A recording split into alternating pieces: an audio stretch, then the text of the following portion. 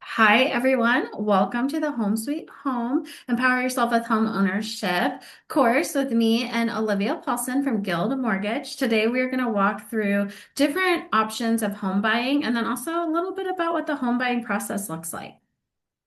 Awesome. I'm excited about this. Thanks for having me. Yes, I'm so excited you're here. So, for those of you that don't know me, I am Rochelle. This is a little bit of snapshot of my real estate resume. I have been licensed since 2018 in the state of Oregon. If you want to read this slide, go for it. But basically, I've held a lot of leadership roles, and I also train and guide agents as well, not only clients through the home buying process, but agents as well. The fun facts about me, I did grow up in the Willamette Valley here in Oregon. I am a girl that loves wine. I'm known as a realtor in the wine, so it's fitting that I'm from Willamette Valley. I'm the mother of junior realtor Rylan. She's a cutie. I love being a tourist in my own backyard, and I love shopping, eating, and drinking local. Olivia, will you please introduce yourself to everybody? You bet. So I've been in the mortgage industry for over 20 years, and I have a background in operations, and I provide or find that gives me a unique skill set with, you know, just trying to parse out during the loan process what we might anticipate. And in I've been with Guild for 11 years, and I love our company. We're the number one purchase lender in the state of Oregon, and I really just love helping people and empowering them with their biggest purchase they're going to make. So, a little bit of history. Olivia and I both tend to work with a lot of women. Not that we don't help families or couples or even single men, but we do like to talk about how home ownership has changed for women throughout the years. A lot of people don't realize this, but women weren't even allowed to get a home loan until 1974 without a cosigner or a husband, a father. Some sort of male had to cosign for women before 1974. So, we haven't been able to buy homes on our own for too long. And since then, we have definitely increased how much we're buying real estate. So this is a graph that was provided by the National Association of Realtors. And you can see here that in 2024, 24% of home purchases were actually made by single women, which is pretty exciting considering the short amount of time that we've been able to accomplish that. I like to point that out too because I know a lot of single moms or divorcees or just independent women that don't think they can buy a home. And I just like to show this graphic that it's definitely an option. Take it away. I think this is kind of crazy. The average rent in Portland metro area is right about $2,100. And so, when you're looking at home buying, I think it's important to shift to an investment mindset because you'll be investing in yourself rather than in your landlord's rent. And even at $2,000 a month over 3 years, that's $72,000 that's gone towards their mortgage or their equity. And so over the years, it adds up. And so just something for people to noodle on. Yeah, I actually just had a conversation with a buyer not that long ago who is currently paying 2,300 in rent and they were looking to buy and their payment was going to be around like 2,600 and they're like I just can't afford it. And I understand the $300 difference might seem like a lot, but I was like, but you've already been spending 2,300 and I kind of showed it almost the exact graph that you have here, Olivia, of like, and you're getting none of that back. Like if you Yeah, would have you've been renting for the last 3 years, you would already have 90 grand into your equity versus right now you have zero. You're not getting any of that back. So I know that 300 might seem like a lot or a big difference, but I bet there's different ways we can find that $300 and other expenses that where this will just make more sense for you. And then you'll actually have equity. definitely. So Before you get started, a lot of people are like, I want to buy a house. I just don't even know where to get started. These are some ways to get started. And one of the biggest ones is educate yourself. So, congratulations. If you're watching this video, you're already one step ahead of the game. But really knowing your finances, and that's where somebody like Olivia is so essential, partnering with the right lender that can really go over different options with you and then also give you a guided path. So maybe you're not ready to buy today. But somebody like Olivia can sit down with you and review where you currently are financially and where you want to be and give you the right steps, to either correct credit, save for down payment, what debt to income ratio looks like, and what debt you should pay off. And then you can set timelines like, I am ready to buy in the next 3 months, or I am ready to buy in the next 2 years. But basically, you can't get where you want to go if you don't have a map to get there. So we like to supply that map for you, and so knowing your finances, partnering with somebody, educating yourself, and then also having a support system, making sure you surround people, especially if you're buying a house by yourself for the first time. There might be some naysayers in the corner, like, you really think you can do that? Or is that smart to do by yourself? Get them out of here and bring in the people that are super supportive. Like, that's amazing. Way to go. Of course you can buy this house. Definitely. So I love walking people through the process, and sometimes it can seem a bit daunting. And so I think it's nice just to break things out so people truly understand what sort of time commitment they may be looking at. Um, with your loan application, you're able to complete it online on my website, or we can do it quickly over the phone. And normally it takes about 5 to 10 minutes. And that's, some basic information such as where have you worked the last 2 years, where have you lived the last 2 years, um, what sort of funds do you have available, and checking, savings, 401k, and just some real basic information. And with that, I'm able um, to ask for the proper documents. So if people have a W-2 job, just a W-2 and most recent pay stub. If you're self-employed, it can be a little bit more complicated, but nothing isn't figure outable. And so Definitely. once I get the income and asset documents, we'll set up a time to meet and go over your pre-approval. And at that point, we'll discuss like really in detail the home buying process, what your budget is, what price range you're looking at.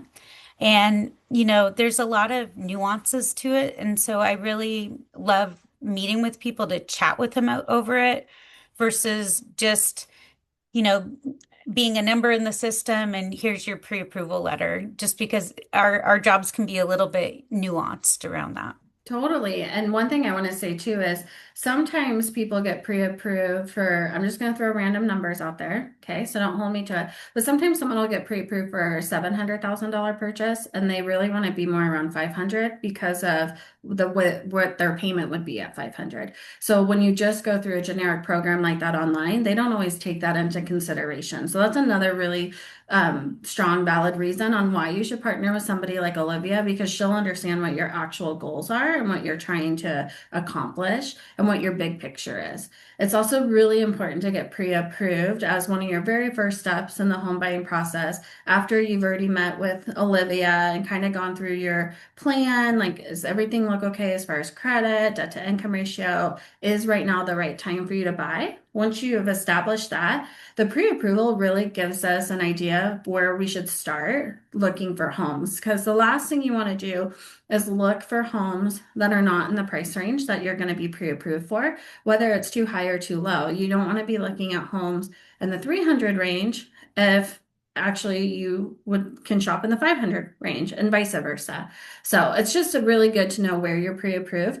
I have had buyers ask me, well, I want to find a house first and then get pre-approved. And technically, you can do that. However, most sellers only will approve showings to those people with pre-approvals or proof that they can purchase right now.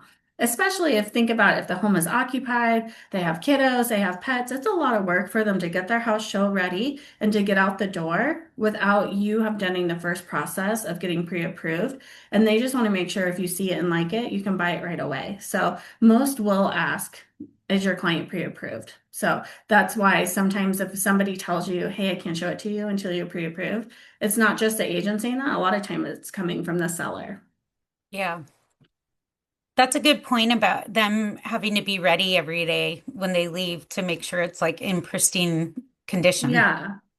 Yeah. Well, and it's a lot of work. I have a listing right now where they box up the kitties with them and the kiddos, and both her kids are under 5. So it's a lot of work for her to get out of the house. So those sellers in particular, like, please make sure anybody that wants to see the house is ready to purchase. Because if we're going to go through all the work of making sure it looks perfect with 2 kids under 5 and 2 kitties, then we just want to make sure that they can buy it.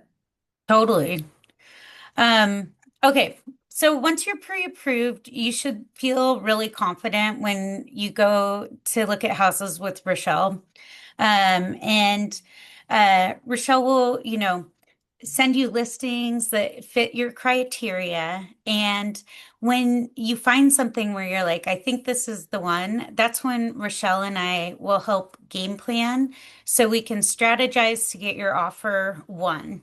And, I always like to go over the numbers with clients too, just so they feel confident with their budget and that it checks all the boxes.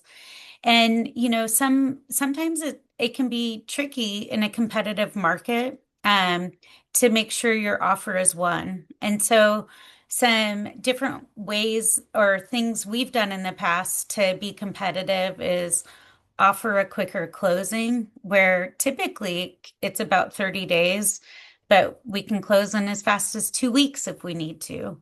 Or maybe if we need seller credits, rather than writing at list price, we might write over the list price just to offset, that credit that may be needed towards closing costs.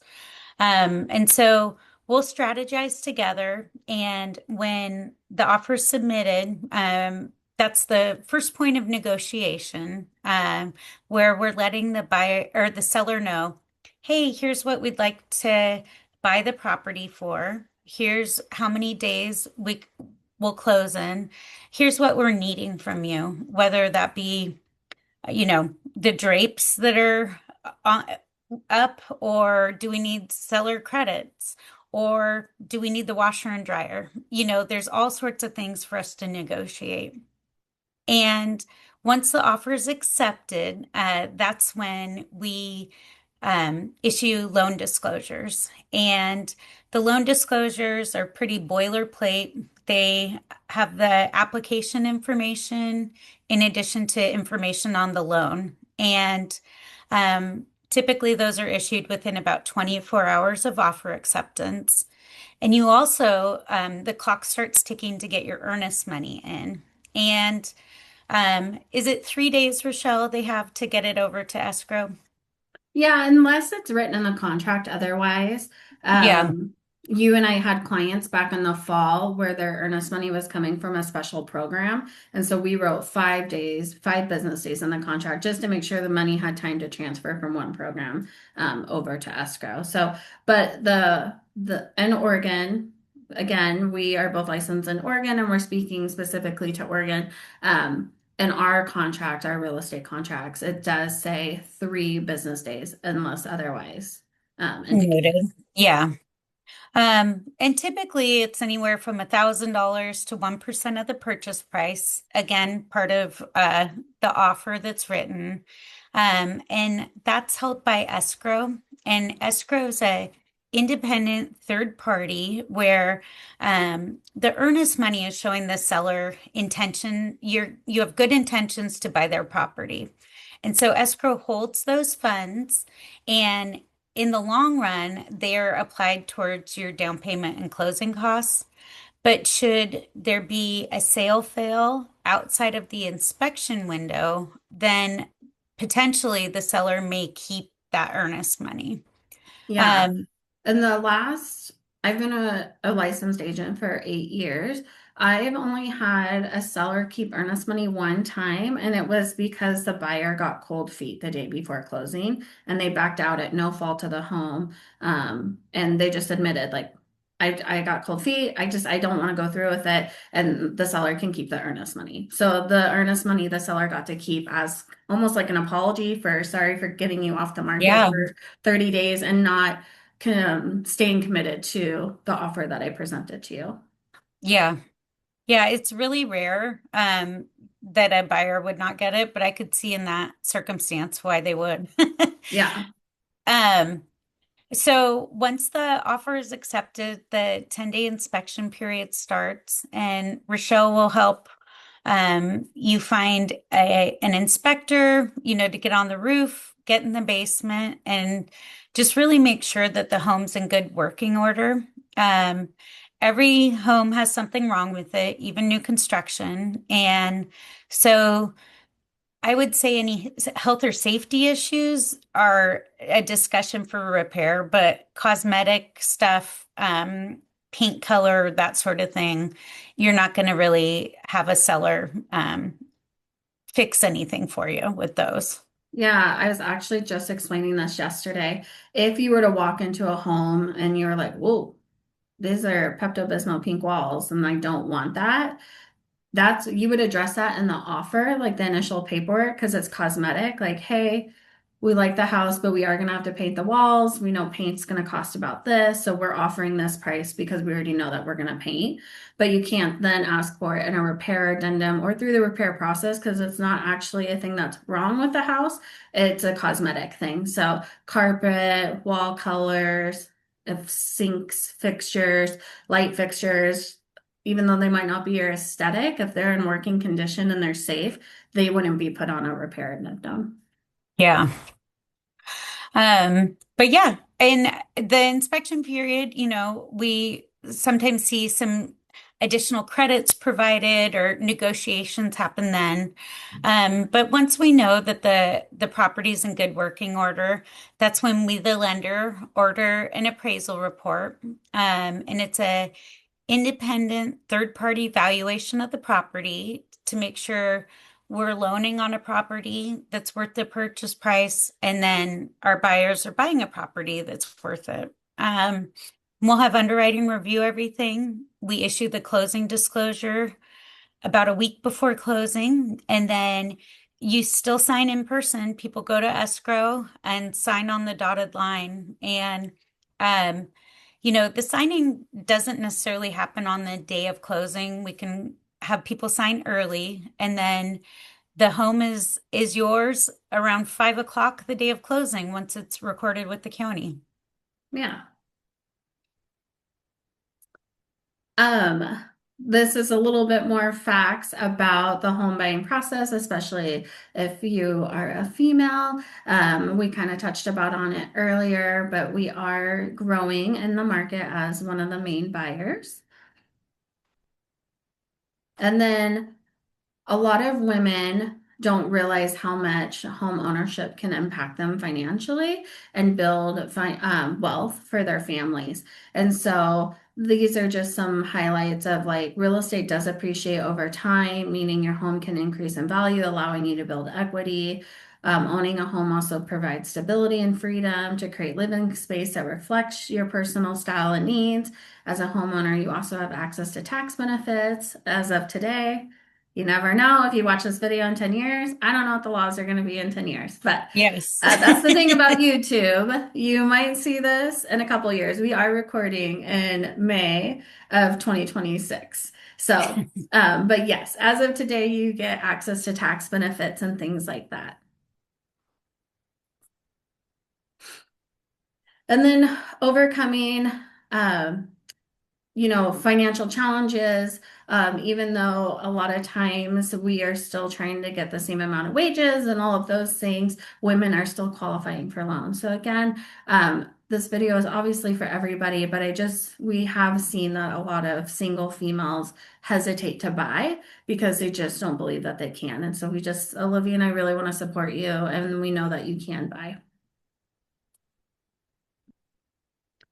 Right now, this is a little snapshot of the real estate market. It's actually gone up a little bit since the last time I updated this slide. So it's over 500 now, the average home value, and it has continued, even though the market has mellowed out a little bit here in the Willamette Valley, homes are still appreciating. They're not going backwards in value. I have had a few questions like, well, then how come I see price reductions online? Well, a lot of times you'll see a price reduction on a house because it wasn't priced properly to begin with. And sometimes that's done intentionally. For example, I have a listing on the market right now that's priced a little bit high on purpose to slow down offers while my sellers are looking for their new home. So they didn't want to feel rushed. So we priced high on purpose. And then now that they have found their new home, we've reduced the price to increase motivation. So sometimes it's a tactic. Other times it's if you listed in the fall, the market was different in the fall than it is now in the spring. So sometimes you'll see adjustments made that way. Also, sometimes sellers believe that their homes are worth a certain amount based on a variety of reasons. And at the end of the day, the sellers actually get to decide what the homes are priced at. We guide them the best way we can by providing market data and analytics and tactics and strategies. But at the end of the day, the seller can say, I want to list for this. So sometimes it's priced high because of those reasons as well. So one thing to think about too, if you're like, ah, I really want to buy, but $500,000 is a lot. I don't know if I can afford that. So there's a couple different ways to buy real estate. There's a traditional purchase, which is buying a single family home that's just for you and your family or yourself, or you can house hack. And house hacking is where you create income based on your home as well. So one method could be if you're buying a three-bedroom house and you're a single person, but you already know you're going to have a roommate, that's house hacking because the roommate's going to help pay for the mortgage. You could buy right now in my area, I know of a couple duplexes or triplexes that are available, and they're between 5 to 700, which might seem like really overwhelming. But the other two sides, like if it's a triplex, the other two sides will have renters in it. And so they will actually help pay the mortgage of the overall purchase. And then your payment for your unit will actually be less than probably what you're paying for in rent because it'll balance out that way. So that's another way of house hacking. Some house hacking that we've been seeing lately too is parents buying houses where they know their kiddo wants to go to college and renting it out until their kiddo gets there. And then when their kiddo's at college, the kiddo lives there with some friends, and then they have this house that's full of equity. Some of them keep it as rentals, some of them then sell it. But ultimately, they end up saving money on the dorms. Don't come for me if you work for a college. You're trying to promote dorms, but we all know living in a dorm can be really costly. The cafeteria food is really costly. So this is one way parents are helping provide for their kiddos without taking out more loans to pay for a dorm, because at least in this way they're getting money back in the equity. And like I said, some of them keep them as long-term rentals afterwards. So just a few ideas. And this is why it's like really important to like meet with somebody like me and somebody like Olivia, because we can help decide like what's the best option for you, what makes the most sense for you financially, your lifestyle, things like that. Totally.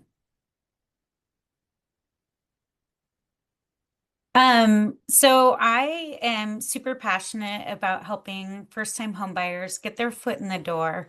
And there are a lot of different loan options. The I would say kind of the gold standard for first-time home buyers would be to do an FHA loan or a conventional loan.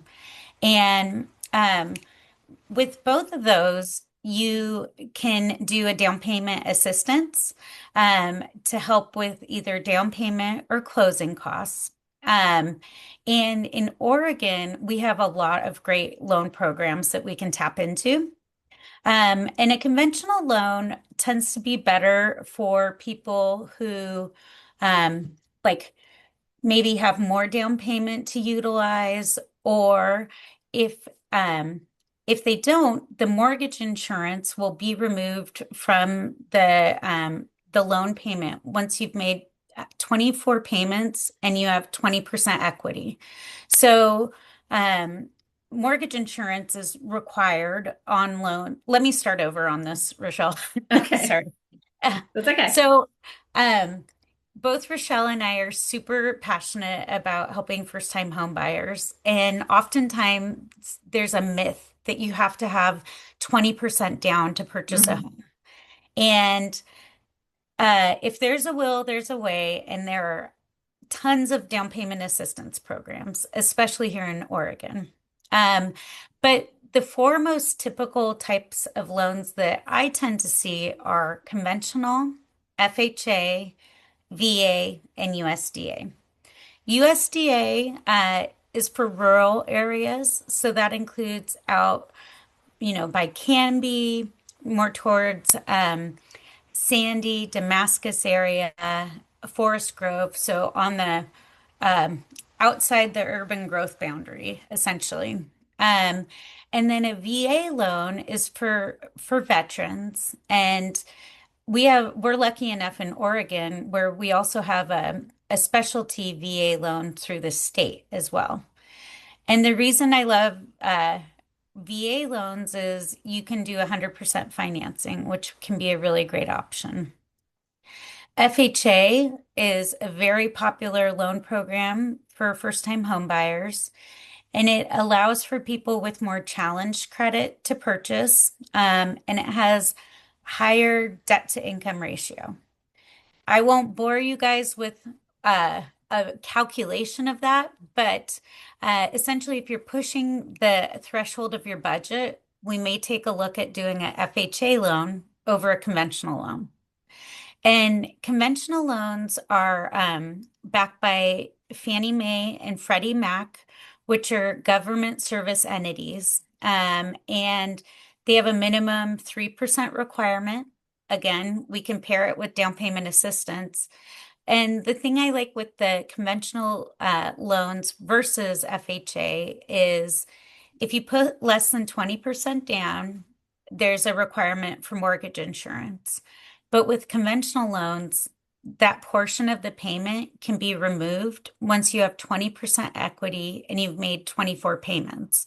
So it can be a really great option for people. In fact, I just had a call from a client who bought 4 years ago and the values have gone up enough. She originally put 5% down. So now she's going to get her mortgage insurance removed. So, part of our pre-approval process is I'll help you choose which loan program may be best for you. And there are also hundreds outside of these, but these tend to be the top four for first-time home buyers. Yeah. Well, and having that mortgage insurance removed from your payment is really impactful to a couple years down the road for sure. Totally, And I wanted totally. to point out the house hacking, back to that topic really quick, is some of these also, these loans you can do. So sometimes people are like, well, it's an investment property, so I'm going to have to put 20% down. Not if it's going to be owner occupied. So, like, back to the triplex example. So, if you're buying a triplex at $600,000 and you're going to owner occupy one of the units, you could also probably get away with the 3.5% down versus if you were just buying an investment home as a rental, that would require a little bit bigger down payment. So it's a really great option. And you're able to offset the payment on the mortgage with rent from other units too. So Hmm. even if you don't qualify on paper with just your income, you can always we can take a look at the rents that are available and increase your budget that way. Yeah. And what's really cool too is you probably don't want to live in a triplex forever, right? But if it's your way to get into home ownership and to start building your portfolio of real estate, it's really cool because after you've lived in that unit for 2 years, you can then use all three units if you're going to rent out your unit as well to purchase another home. So you could keep the triplex that you purchased and then use it as a source of income to purchase a more traditional home if you wanted to, or maybe even another triplex. Exactly.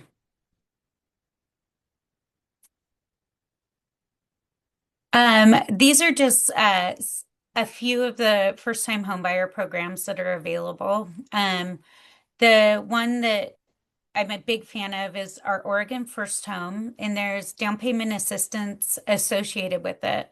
So you can do any of the loans on the last slide, and depending on your income, you can get up to 5% towards down payment and closing costs. And I'm also approved with Portland Housing Center, and they have a ton of really great programs to help people get their foot in the door. Yeah. And what a lot of people don't realize is a lot of these programs, the assistance is like a gift where you don't pay it back in a few years. There are some programs that you do have to pay back. We've been seeing a lot more of those on the Washington side. I haven't seen as many on the Oregon side. I don't know about you, Olivia, but the point is Yeah, there's lots of opportunities and a lot of them are programs that help you buy and you don't have to worry about reimbursing that down payment assistance that was given exactly. to you. Yeah. I always just like to chat really fast about credit. It has an impact on what your interest rate will be with the majority of the programs. And so sometimes when people get their credit pulled for a mortgage credit report, it's different than a consumer credit report. So, on Credit Karma, let's say it shows 700, but then when your mortgage lender pulls, it's about 680. And the reason is the mortgage credit report weights the accounts differently. And so that can cause, you know, some confusion with people. But when we meet, I'm always able to take a look at your credit to see, hey, what are ways we can increase your score? Where sometimes it's easy just paying down a credit card by a few points. Mhm. And legislation passed recently that should lessen the amount of trigger leads. However, I recommend people sign up for optoutprescreen.com, and you're just opting out of your information being sold by TransUnion, Equifax, and Experian. In the past, clients would potentially get phone calls from multiple other financial institutions when their credit was pulled. So I just like giving people a heads up. Yeah. I also want to point out too, a lot of times people will say to me like, "Oh, I really want to buy a house next year, but I got to clean up my credit first. I'm going to pay off all this stuff, or I'm going to close these three credit cards." And my very initial reaction is, "Don't do anything. Talk to Yeah, somebody like Olivia first, because you'd be surprised. I have had clients close accounts in the past and actually lowered their credit score because they were good standing accounts that they'd had for a long period of time, which actually weighs heavily in a positive way." Versus some exactly. people assume it would like impact their debt to income ratio, or they're like, I'm going to pay off my car, and actually maybe keeping the car loan would be okay, but paying off to the credit cards would be better. But the whole point is you don't know what you don't know. So it's great to meet with somebody like Olivia who will look at all of your numbers, your big picture, your goals, and be like, okay, to accomplish your goal, we're going to pay off this credit card and this credit card, and we're going to leave these open. And then that way you just have like a true roadmap that'll help you be successful in the home buying process. Exactly. Um, Once you're pre-approved, I always recommend, don't quit your job, don't spend your down payment, please pay your bills on time. And one time I had a client buy a snowmobile mid-process, so I also add to it, like, don't go buy a snowmobile. Yeah. Yeah, basically, and the reason for that is a lot of people think, well, I'm pre-approved and I'm under contract, so I'm good to go. But the credit, and the bank and the lenders, they look at your income, your standings, all of that stuff throughout the whole transaction. So it's not just like, oh, day one, you're approved, and then they never look at it again. They'll even look at it again, like, do you still have the same job that you said you had when you applied on closing day? Are you still making the same income that you said you were? Did you open any other lines of credit? So they look at it even on closing day. And some people, Olivia mentioned this earlier, assume signing day is the same as closing day, and it's not. I've had clients before where we signed on a Tuesday, but we weren't closing till a Thursday, and they made a purchase on Wednesday thinking, well, I signed, it's good to go. And then it impacted closing, and we didn't end up closing on Thursday because the purchase derailed the transaction minimally. We did end up closing a few weeks later, but we had to regroup and they were very caught off guard that they weren't getting keys to their new house on Thursday. So closing day is not the same as signing day. And if you do need to make a big purchase or you're like, I just really want this new car, talk to your lender and realtor before you do anything, because then we'll tell you Exactly. yay or nay. Yes. So you saw Olivia's journey and her roadmap. This is just a quick snapshot from the real estate side of things. So a lot of it's very similar because our roadmaps go hand in hand. Reviewing your financial readiness, partnering with Olivia, finding your favorite realtor. Hi, my name's Rochelle. And then you start your home search. So once we sit down and go over your criteria, like what's really important to you, is it commute time? Is it backyard size? Is it a fenced-in backyard for your furry friend? Is it a bedrooms? Is it kitchen size? Like for me, I like to be within 20 minutes of a Costco. Like that's a must for me. So we look at all those things and then we start looking for homes that meet your criteria and your wish list. And then Olivia kind of touched on this earlier, so I'm going to just breeze through it. But that's when we start writing offers. Once you identified the home that you really want to purchase, we'll start negotiations. We'll go under contract. That's when you'll do your earnest money, your home inspections. Again, more negotiations tend to come during the home inspection period because things will pop up in the home inspection. And sometimes it's not because a seller was trying to pull a wool over your eyes or anything like that. Like sometimes they don't even know. They're like, what? There was a root protruding the pipe under the ground? Like they wouldn't know that, but those are all things that get found during home inspections. And then once all the inspections have been negotiated or repairs have been negotiated, that's when we wait for the appraisal. Then you get to do a final walkthrough, signing and closing, and then you get to move in. So Olivia also touched on this. There are like tons of programs available, especially if you're in the state of Oregon. And also not just like down payment assistance and stuff, but there's tons of classes like this, financial literacy workshops. If you need access to some of those, please reach out to me and Olivia. We'd be happy to point you in the right direction. And then also networking and supportive groups. Like I'm in a couple different groups on social media that are all like women investing in real estate groups. And it's like women buying their first investment properties and like looking for contractors and things like that. So again, it's just another way to find support and resources.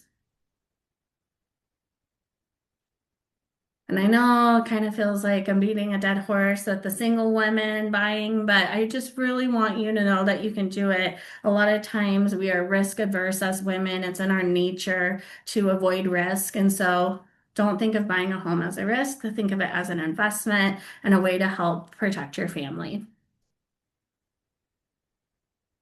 And so now you just have to decide. Olivia and I've kind of already talked about this. Do you want to pay your own mortgage or do you want to keep paying somebody else's?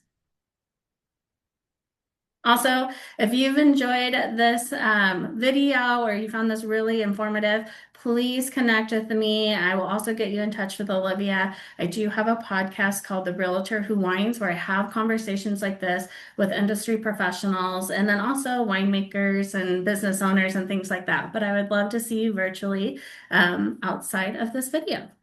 Definitely. And if anybody has any financing questions, please reach out to me. My website's oliviapaulson.com. And I'll also put my contact information in the link as well. Thank you so much for sharing your time with us and for starting your home journey education. Way to go. Awesome. Thank you. Bye. Bye. Thanks for watching. Make sure you subscribe so you can keep up to date with real estate tips and tune in to the next episode of The Realtor Who Wines. See you then. Cheers.